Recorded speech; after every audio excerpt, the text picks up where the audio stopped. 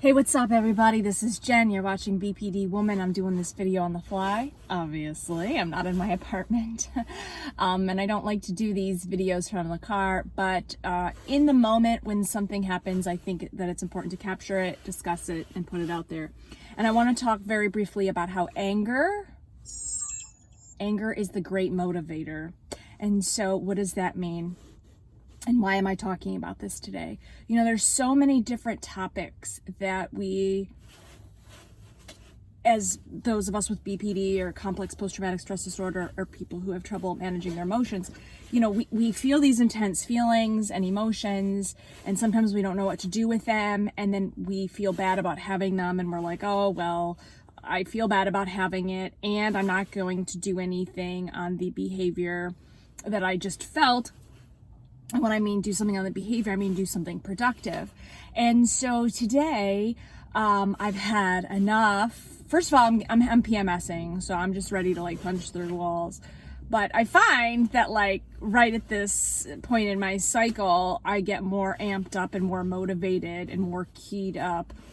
And while that's something to keep an eye on, it's also something that for me can be a great motivator. So what do I mean? Okay, so we have emotions and they clue us into things. When you're sad, right? When you're lonely, when you have butterflies in your stomach, perhaps that's love or perhaps that's nerves.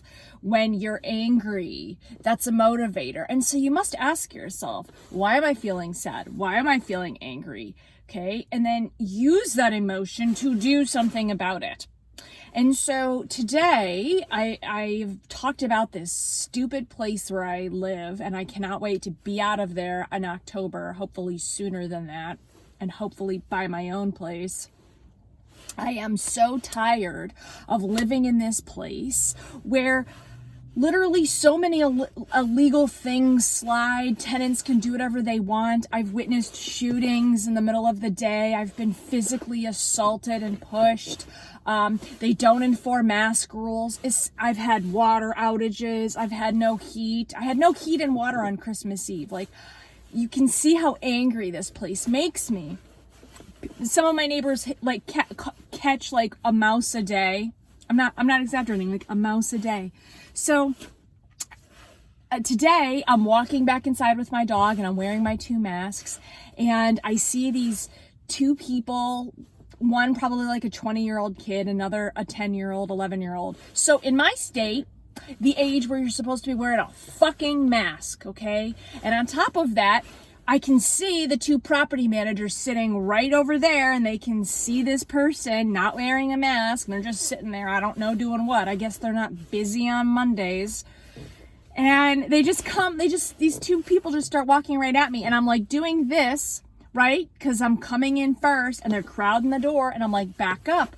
And he's like, oh, thank you. I'm like, oh, it's the same guy not wearing a mask again. I was like, you don't have to wear a mask. So I went upstairs, and I can see these 2 idiot fucking property managers doing balls nothing. And I'm like, you know what? That's it. I'm putting pen to paper today.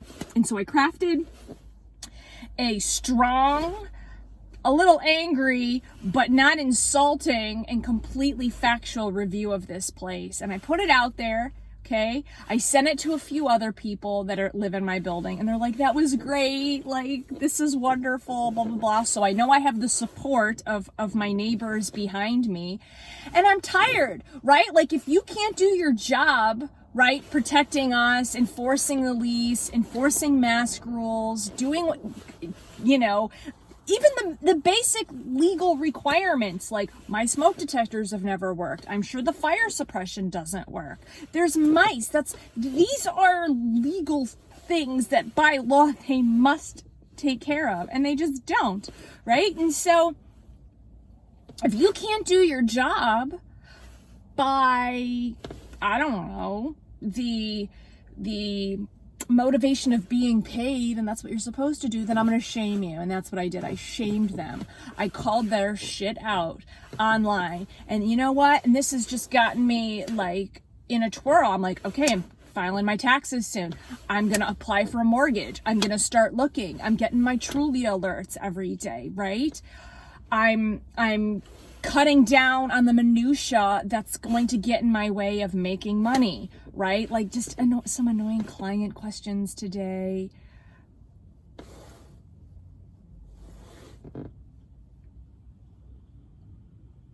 I'm sorry.